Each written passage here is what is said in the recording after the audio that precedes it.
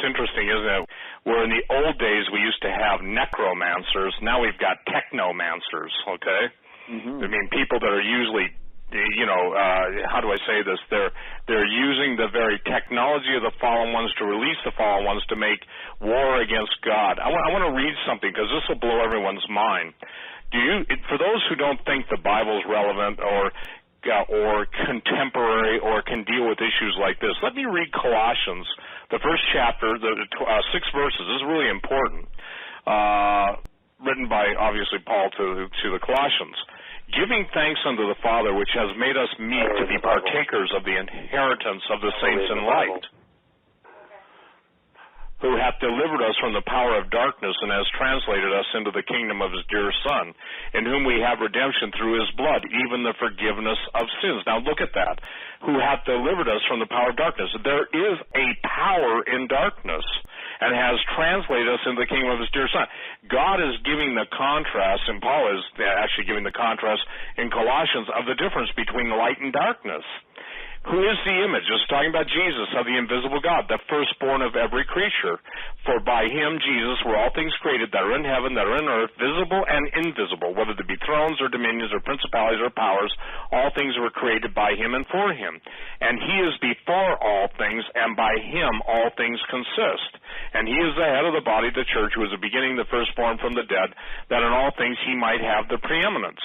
I believe, Tom, Chris, that gravity is a pressure, and I believe the very power, if you say power and put your hand up to your mouth, that's a stop plosive, and that power is literally the Word of God is a gluon, okay?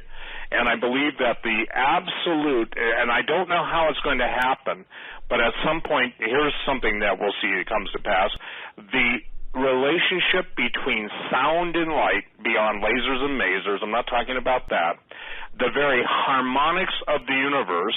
You guys, you can go on YouTube and you can listen to the different sounds that are emitted. It talks about the morning stars singing together. Well, the point being in all this, and this is where we're getting for, is dark matter has a presence. Even when Kurzweil wrote W-R-O-T-E, his book on spiritual machines, it's kind of like a Stephen King novel. The question is that what happens when, how do I say this, the transform point, the point between the spirit world and the physical world is bridged to such an extent that everything, Tom, everything, Chris, that we've known as what we see or as we perceive as existence comes into our dimension. When the invisible becomes visible, when the principalities and powers and spiritual wickedness, and by the way, I think they just go on vacation in Washington, D.C., okay? But the point being, I really do. And someday we'll do a show on that. But the point being is that we're now in a time period unlike any other. And I always love the words of Jesus because I think every statement he makes is infinite in the dimension and meaning and depth. And to the degree we seek him, he reveals a new, if you will, like an onion skin, he reveals a new level. But what we're talking about right now is we're talking about the very technology that was used in the ancient wars, obviously the Indian Vedic text, but the point being is that even the Indian astronomers and the Indian rocket scientists, and they showed up at a NASA interstellar conference with ancient Sanskrit description about how Vimana flying machines flew, how to fly the Vimana flying machines, what the fuel sources were, and everything else, and it kind of got, isn't that silly?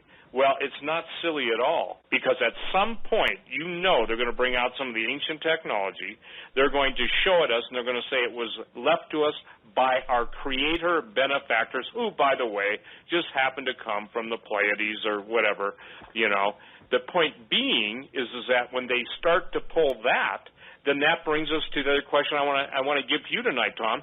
When you were explain who showed up at Mount Graham when that guy told you about it, because I don't think you've ever said that until just you told me that. And if I missed that, I missed it. But who showed up in his helicopter at Mount Graham? I don't think I know what we're talking about. Well, didn't you tell me that you talked to somebody that said the Pope came in? Oh, yeah. Actually, we were on our way up the mountain. Sorry, I faded out there for a moment. We were out on our way up the mountain. We stopped at it was I don't know, like a public parks building that had been built during the Great Depression. It looked like a house. Yeah. What's that?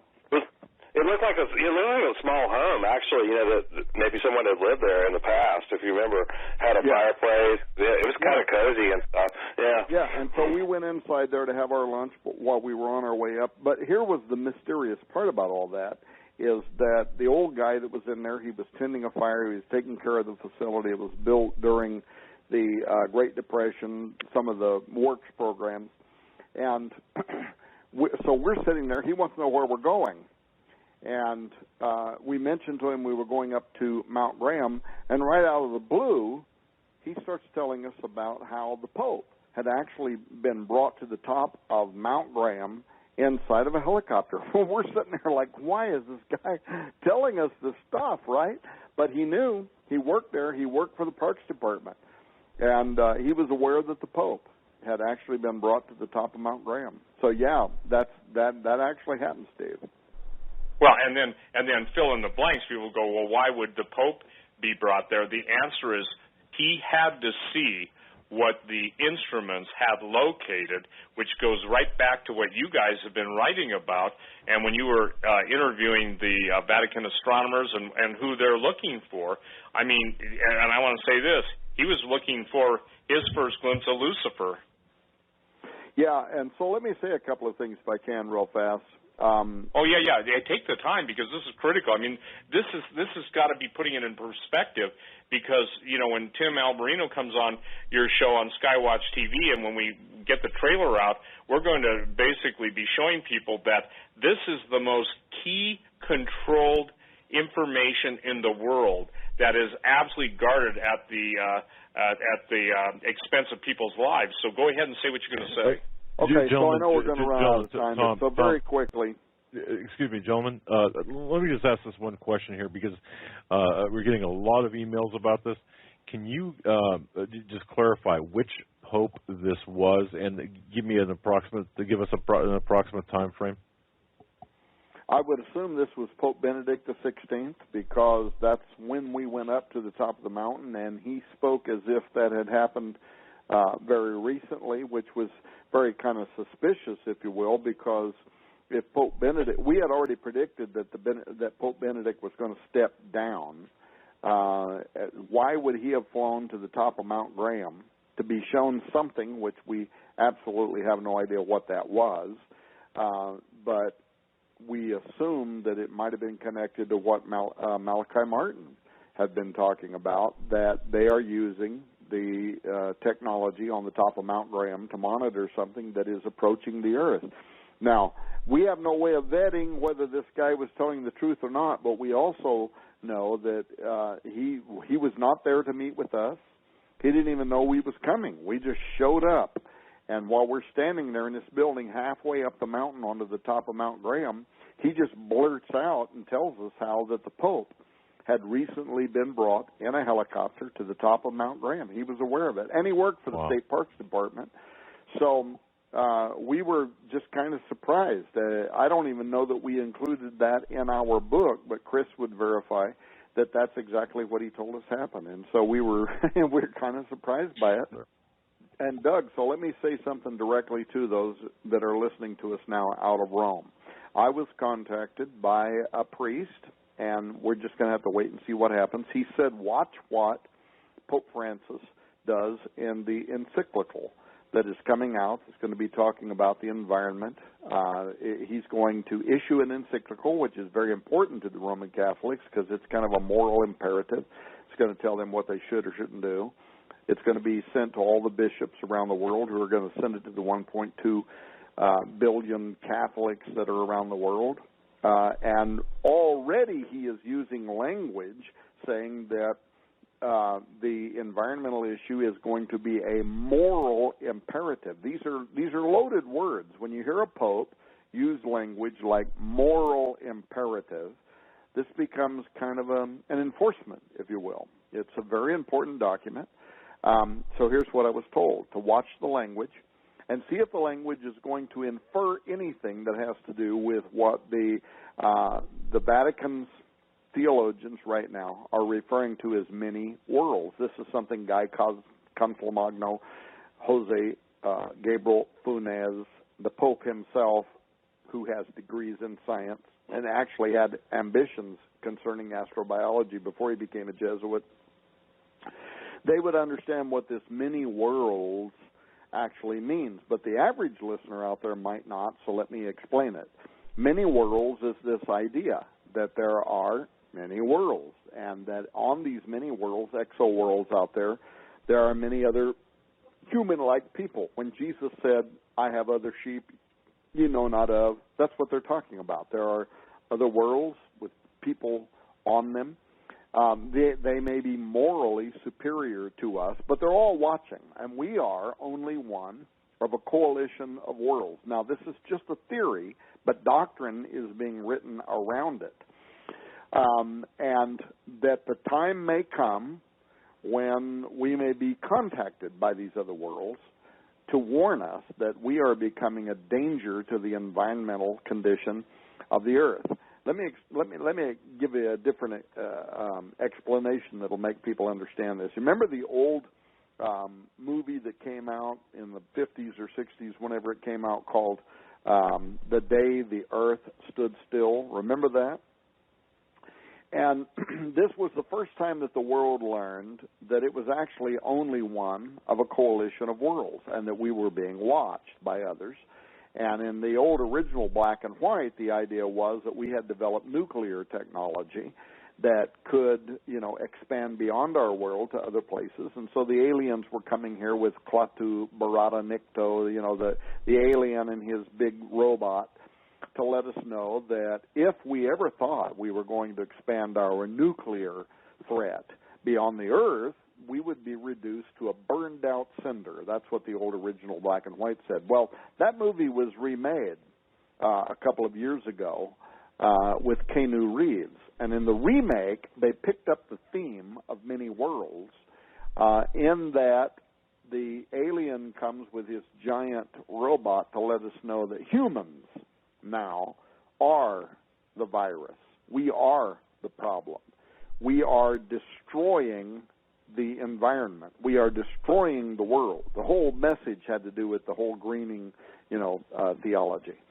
And that we're going to have to be destroyed now because humans can't be turned around. We're wiping out Gaia, Mother Earth, and the Earth is more important than the humans that may live on top of it, according to the many Earths theory. So now, if you see the movie, somewhere in there, I think they convince the alien that maybe humans can repent, maybe humans can become more conducive to the whole, environmental situation. So what this Catholic was wanting me to know is watch the language that's going to come in the Pope's encyclical and note if there's any language in there that has to do with this many Earths theory. Because if there is, then where he is coming from has to do with an extraterrestrial worldview, an extraterrestrial point of view, that we are only one of many worlds, and we have a responsibility to the other worlds, and they're watching, the angels, the aliens, the whatever, they're watching, and we're going to be held responsible for the human ecological impact on the earth. So now we're going to get the Pope's encyclical by summer. Originally they had said it was going to come out in March. Now they're saying it's going to come out by summer. Bottom line is we're going to get it, and we'll find out what the Pope is talking about. But the point is, this Pope, he's a Jesuit, and I think he is connected to something that has to do with ET, Stargate concepts, portals. I say that because he has a historic relationship with the members of the Borg that most of the world don't even know about. Chris Putnam actually was able to track this down. He's connected to the Vatican Observatory Research Group. As a young adult, He earned a master's degree in chemistry from the University of Buenos Aires. He had scientific ambitions prior to entering the Jesuit order. Secondly, when the current leader of the Borg, Jose Gabriel Funes, entered the Jesuit order, one of his examiners was Pope Francis Bergoglio. So you have this relationship going back for a long time. But then thirdly, in a recent interview with the Catholic press, Jose Funes said about his personal friend, Pope Francis, he said he is going to soon turn his attention to issues of astrobiology. So there is something that is coming. It's coming. This Pope's going to make it either in this encyclical or in some authoritative document following that. He's going to make some commentary that's actually going to tie back to this work on the path of the immortals, doorways of the earth, extraterrestrial intelligence. So, you know, as always, we're going to run out of time. Yeah. There's a lot of things we could say about what the Bible says about the earth being a holding tank. That's a biblical fact. It's the Old Testament paradise location, Sheol, Hades, but it goes much further than that. Job 26:5 talks about the Raphaim squirming beneath the surface of the earth in anticipation of their resurrection. So there's just so much information we didn't have time to cover tonight. Secondly, not only is the earth dynamic, prophecy. Revelation 9, the fifth angel sounds, the bottomless pit is opened, things come up out of the earth.